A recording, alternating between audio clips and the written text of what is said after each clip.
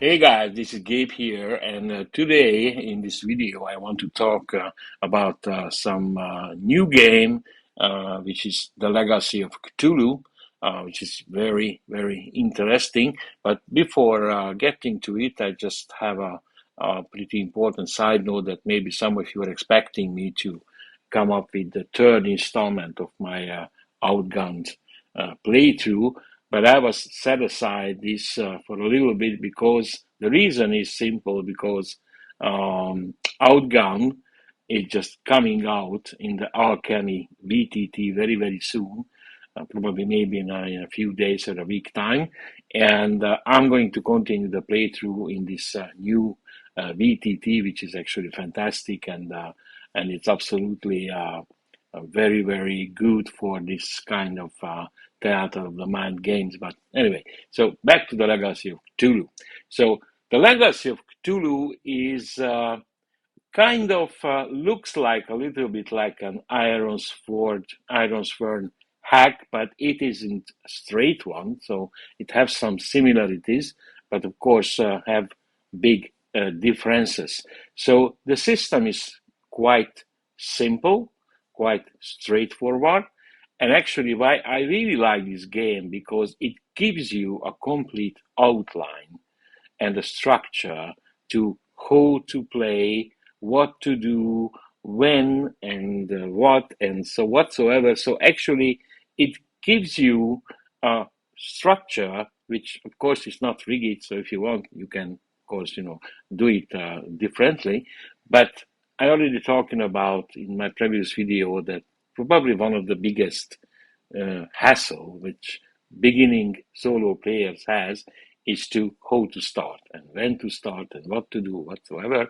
But this game it gives you a very clean outline, so you not need to think about too much of the story of what to do next and whatever, because it gives you a pretty nice structure. So again, the game is very straightforward and very simple. This is a D10 system. So let me just talk about a little bit about the background of the game, the story of the game.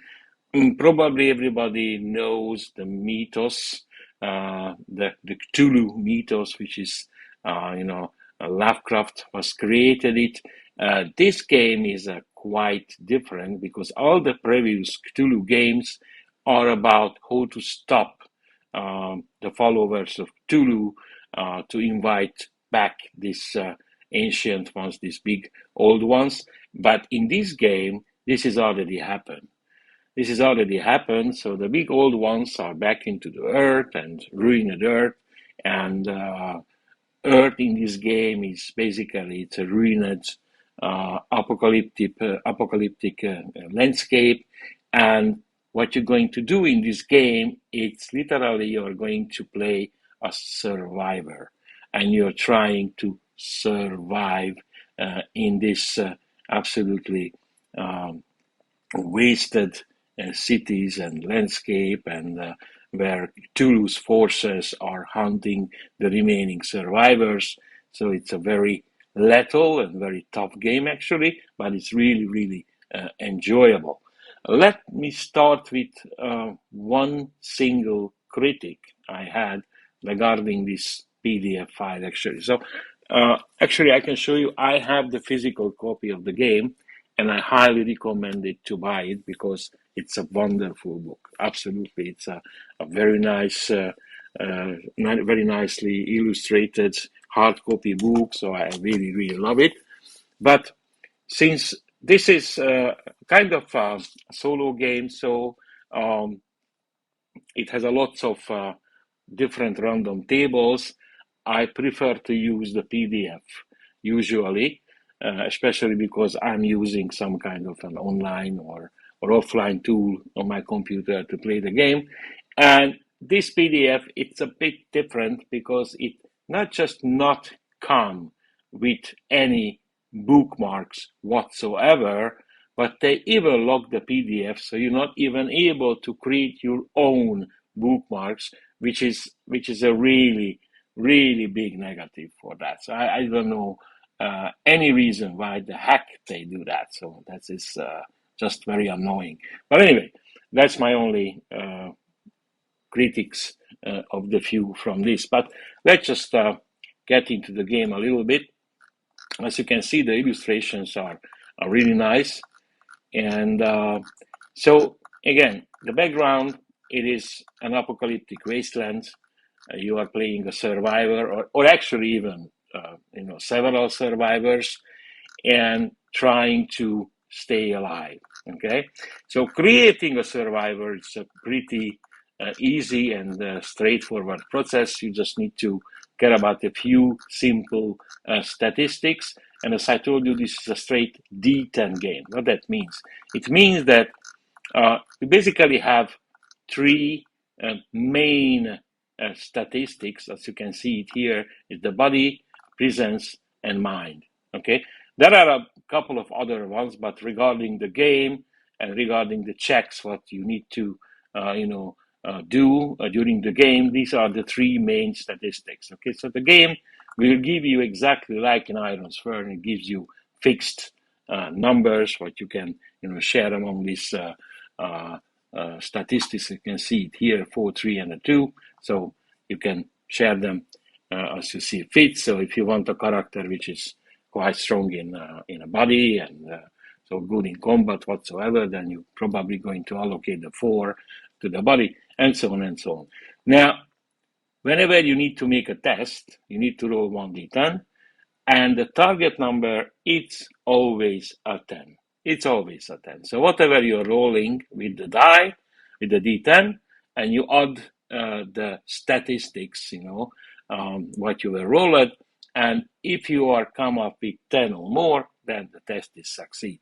Of course, there are different skills. You have a maximum of 3 different skills where you can start the game, and each skill can give you another +2. It's like an assets, in Iron's Fern, basically. So the game is, again, it's quite simple. So the point is that when you are actually created your character, you equipped the character with the starting equipment, some weapons, some other tools which might be useful, and the game give you some nice tables for that, how to do it. But the point is, the game, it's actually, it can give you a lots of different spells and many other things, which really I don't want to get into that right now.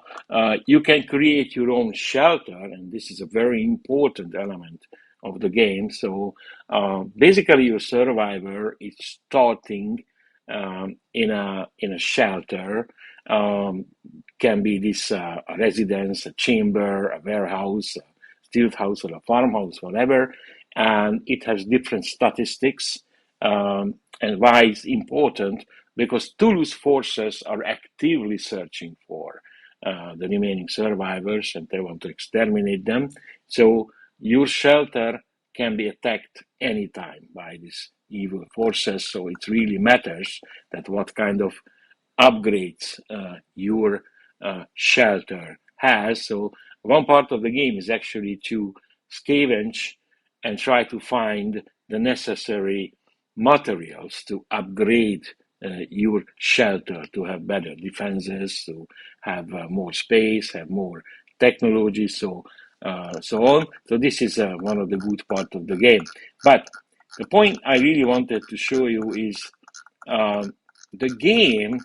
It's played like a little bit like a board game, because it comes with a bunch of random tiles. Okay, so as you can see, basically the 6 basic tiles are wreckage, ruins, coast, water, wasteland, and underground. These are the 6 basic tiles. So you can play the game absolutely randomly. So you can start a random tile, and then you can just go from there, and like a classic hex crawl game, you can discover your environment. Or you can start on a pre-constructed map, which even the the book actually give you some nice examples, some of the biggest cities of the world. It gives you a structure for that. It can have some special things, but the point is that these are the 6 basic tiles. Now, every tile has basically a own random table, okay? So, and here comes the very interesting thing, which I rather go and switch to my Foundry module. I'm going to show you here, because I created this, and it's just simplified version of it. So basically how the game it goes. The time structure of the game is per day, and every action and every activity what you want to do with your characters takes time, and different amount of time. Okay, so it goes like this. Choose an action to perform. So whenever you are traveling, you need to decide, okay, let's say I go to the southwest or I don't know, maybe a northeast or wherever from the current tile, and you need to travel. If you travel on foot, it took you 1 hour exactly to reach the next tile, okay? If you have some kind of a vehicle, then it costs you only 30 minutes. But as you reach the tile, you need to choose what action you want to perform, okay? This can be an acquiring a random item, which is took you 1 hour, or acquire a specific item. So if you are actively looking for something specific, it can happen. You can find it, of course, if you are allocating the necessary amount of time and you will succeed in the mind and investigation check to find it. Okay. You can, of course, spend your time to upgrade your tools. You upgrade your shelter, upgrade your weapon, your vehicle, whatever. This is, of course, it takes different amount of time. It takes a different amount of parts. What you need to first get to start the upgrade. You might need to find some other survivors who can help you survive, of course, and defend the shelter, and so on. You can, of course, hunt for food, because without food, of course, it's not possible to survive. You might be able to interact with characters, which can be friendly, can be hostile, can be neutral, whatever. You can try to find a new shelter, and so on, and so on, and so on. So these are basically the basic actions what you can do. Now, so whenever you are finished your action on the new tile, you always need to roll for an event, okay? And there is a lots of different kind of events on a certain tile. Every tile type have their own table, and you can roll this event. Then, of course, you can basically check the event and do some necessary actions, or even some combat or whatever. And when you are finished, you have two choices. Either you are going to stay in that current tile longer, which case you need to again roll for an encounter, which can be basically a hostile encounter or not at all, or you can decide to move on and discover or explore another tile, whichever direction you want to go. So this is how the game goes. Of course, you can have an overall goal for the whole game, okay?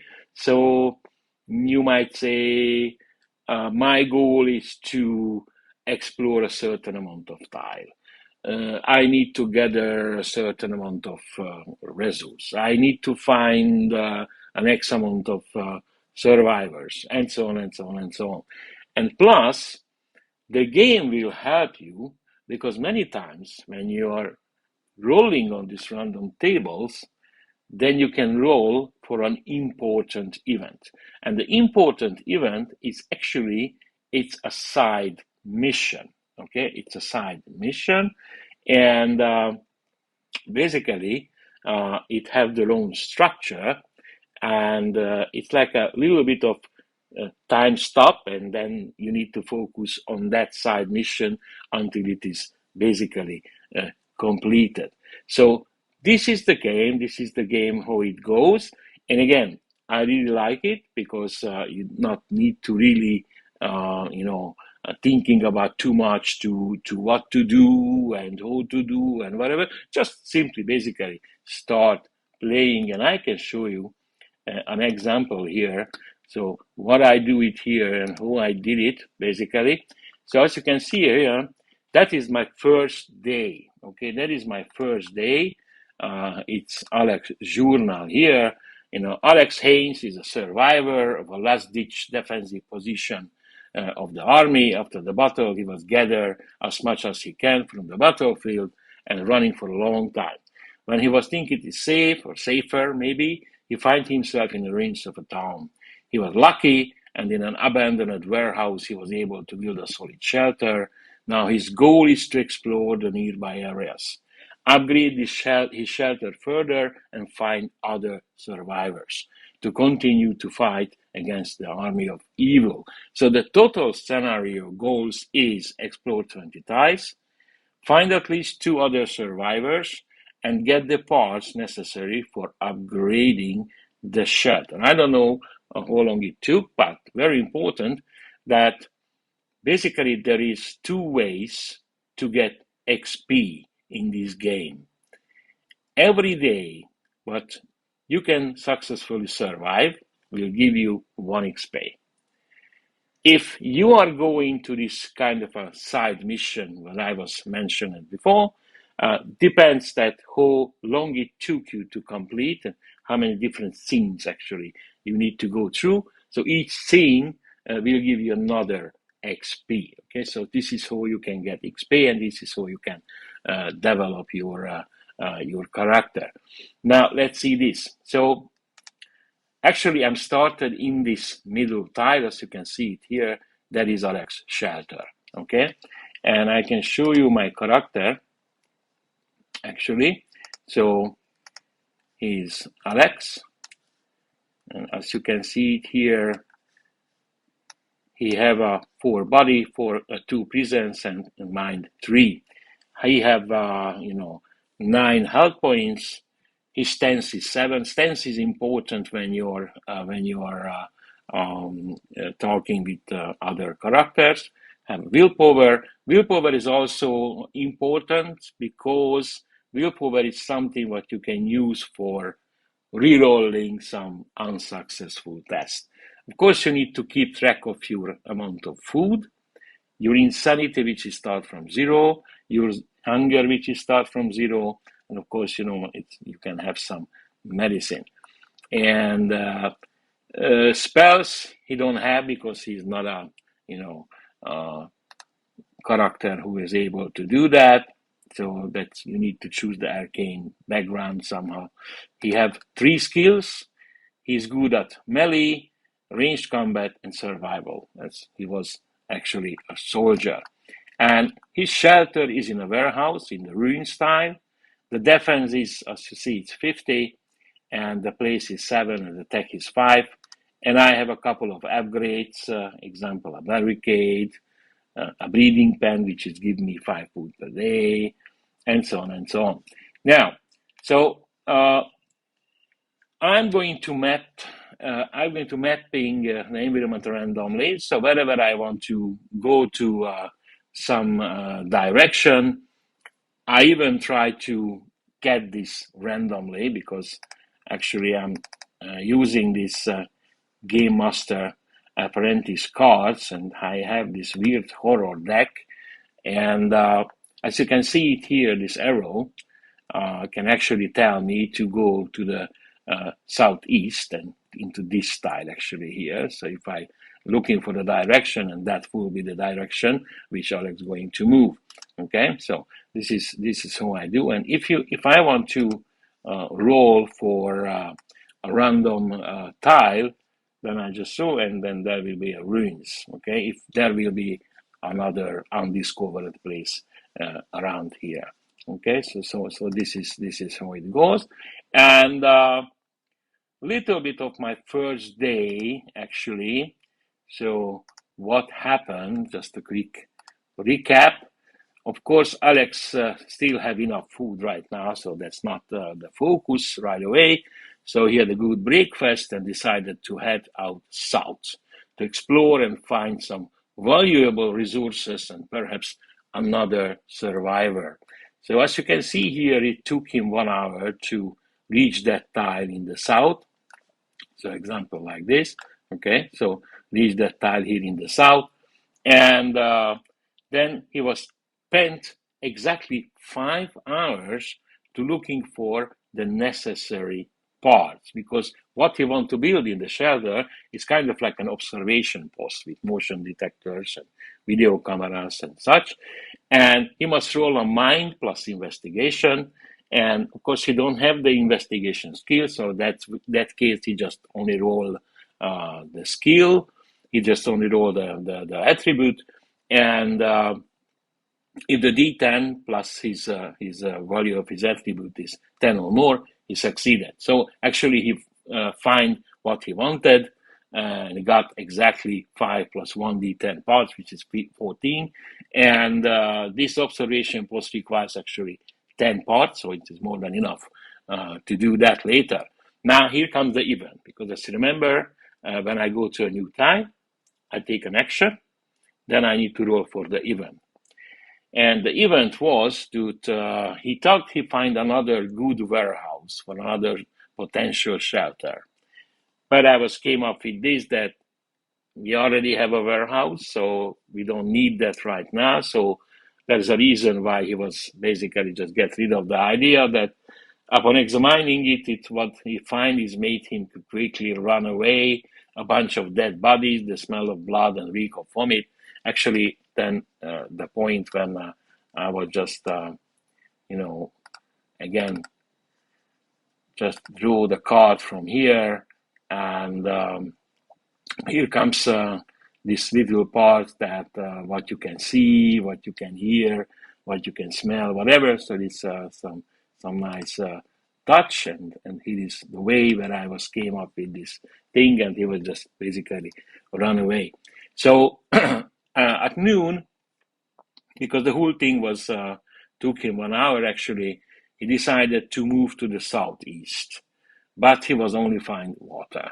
Okay, so as you can see it here, that tile there, that tile here was water. Okay, so it's actually nothing useful there, absolutely. So perhaps it's a river, then the oracle tell me it's not, so no, then it's some maybe beachless shore of the sea or whatever. Anyway, it is a dead end. So he's heading back to the ruins, which took him another hour, of course, to get back where he was started. So at 2 o'clock, he spent 2 hours to find some signs of another survivors. This is a mind plus investigation roll, and he was rolled exactly 7, and the plus the 3, because again he don't have the investigation skill. It was 10, so he was successful. So of course I was at the oracle that it is more than one survivor. I roll a d4. It tells me that it's a 4, so that's actually it's another survivor group. Important thing that do they show Alex, and it was no, and the composition of the group was 4 men. Now, so Alex don't know their intentions, so he want to watch them and perhaps follow them a bit. Looks like they are busy to remove some magical signs from a wall. Again, I draw some cards and just combine the oracles and the keywords. So they looked like they were busy to remove some magical signs from a wall, which could be a beacon for the forces of evil. And 3 of them hastily scrubbing of the signs, at least it looked like it. And the 4th, an older fellow, is nervously guarding them, looking back and forth to every direction. He has a hunting rifle in his hand. Now, again, I was rolled for the event. And it's such a coincidence, but I was rolled an important event. And the important event was exactly this: 6 survivors spreading insanity on your tile, which will make them more powerful. Wow. Now that's, a bit of luck, because I guess I just find them. So as Alex was watching them for another 10 minutes, something strange happened. Two other survivors was walking into the scene with painting buckets in their hand, and the short conversation and the fierce gesticulation from a tall and big guy was make it obvious that they actually not destroying the signs, they adding them. As they are gathered their belongings and was started to walk away, Alex decided that he want to know what they are doing, and so he started to following them from a safe distance. So Alex must roll for a stealth check. This could be a body plus subterfuge. Again, he don't have the subterfuge skill, but it's a pure, body roll. But actually, because there is a lots of ruins there and very easy to hide, so there is another thing that when you think that he can roll with an advantage, which means that he roll 2d10 and choose the higher one. Now, anyway, he rolled a success, so he was successfully followed the group, and they reached a freight yard. Again, there is a different table that which are the location when you're going through, and then what happened there when you reach it, when you are working on this kind of like a side quest. So the first challenge roll when I was rolled on the table, that you have found the main threat. Okay, so actually I found the main place, the place where this threat is actually just happening. So this was their camp, and there was a lots of good cover for Alex, so he don't need it to be worried to get caught easily. Well, the sight was terrible because there was hanging dead survivors on a display every corner of the yard. Their intention is quite obvious, so they wanted to terrorize the other survivor groups by spreading insanity and terror, just like the other servants of the terrifying creatures. They are no better than the crazy psychos and cultists who are running around and killing survivors, so they are deserved to die. And although there was 6 of them, Alex was thinking he has a good chance to kill them all with a well-placed burst from his assault rifle. They were standing in a tight group and discussing something, so here is Alex's chance. So it's a body plus ranged combat, and because he had the skill for it, he rolled a 9, and there was a plenty actually to kill them all with one burst, and all 6 of them was fall to the ground almost at the same time. And of course, if you want to, it makes sense that you can basically conduct a more detailed round-by-round combat, and you have to in certain situations, exactly in melee and so on and so on. But I was stopped with maybe just simplify that rule, because actually this mass combat system you are using when a big amount of undeads or crazies are attacking your shelter. But anyway, that was appropriate at this point, actually. So Alex was wait a few minutes in this case that there is any other threat showing up, but then he walked to the bodies. All of them was dead. Several bullets hit each one of them. After he searching, then dang, a trap. So it means a dark priest and 15 psychos rushed into the freight yard. Maybe they are already watching what's happening or was nearby and hear the shots or whatever Alex need to run. So that was basically it's too many to fight. So that's running. It's better to leave to fight another day. So that's a body and athletics check. Again, you don't have athletics, okay? So just a body check. But then, guess what? He rolled a 1.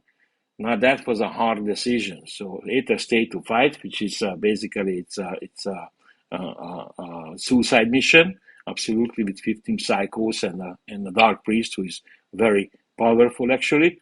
So that was the point where he had to sacrifice a willpower point and reroll, and he got another one.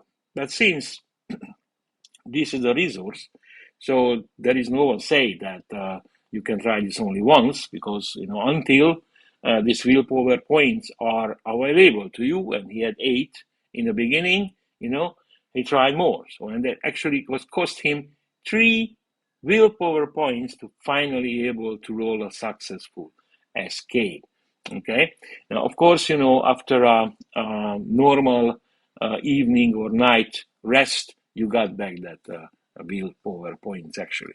So he was successfully escaped, and by already 6 o'clock, so there was time to head back to the shelter, which was actually one tile away. So it was took him 1 hour, and it was a bit too much for one day anyway. So back to the shelter, eating one ration and going to sleep. Got one XP for survive the day and one more to handle the important event. And I rolled, for the horde attack, which is basically if you roll a 1 or 2 on a d10, then it is a horde attack, and 3 or more, that it is no. So actually, I was decided that the first 5 days I'm not going to roll for the horde attack because the horde attack is too powerful. So imagine I just rolled for fun, and I got like 50 ghouls are attacking my shelter. Now, Alex is alone. The shelter has only 50 defense, and the 50 ghouls was able to basically ruin a shelter with over 200 points of defense. So have no chance that way to survive that in the shelter. So Alex would have no choice to escape and abandon the shelter. So I said, at least I want a few days of fighting chance to upgrade the shelter, maybe find some other survivors who can help him to protect the shelter. So I was just disregarded the horde attack for a while, for a few days. Now, of course, it's up to you. It's your game, so you can do whatever you want. So I decided this way. So as you can see it here, this game is it's very interesting, and it's very easy to actually go by the flow what the game is presenting to you. Of course, again, it's your game, so you can change anything you want. You can go to another direction exactly, quite the opposite direction where the game want to take you, but it's really entirely up to you. So that's it for this video. So soon I'm going to upload the second video, which is give you actually the second day of Alex. So hope you like it, and if you like the video, please like it and subscribe. Okay, so see you soon. Bye bye.